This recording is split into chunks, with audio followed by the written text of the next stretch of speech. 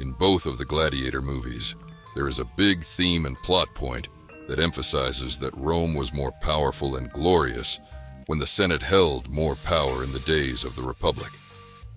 Characters in both movies consider the Senate a relic of the good old days when Rome was free and was living up to its principles and ideals. Nothing could be further from the truth.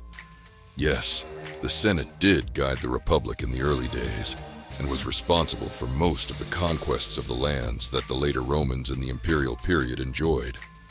However, the reality is that when the Roman Republic had grown to the point that it had defeated Carthage and held supreme rule over the Mediterranean, they became corrupt.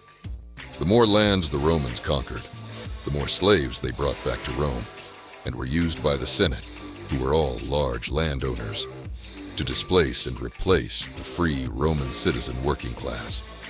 The more wealth the senators obtained from their conquests, the more lands they bought out from under the little guy and forced him into the cities to find work. Rome had effectively, by the 2nd century BCE, become an economy completely dominated by slave labor.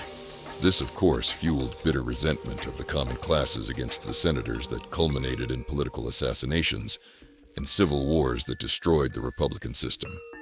These civil wars in total are said to have killed around half of the Roman population. When Caesar's nephew Augustus took power, he effectively neutered the Senate by reducing its size and responsibilities.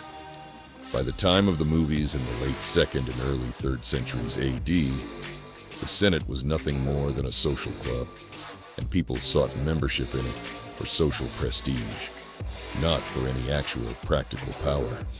Now, it is understandable for the characters in the Gladiator movies to feel nostalgia for the days when they were not ruled by a single authoritarian madman, like the emperors in the movies.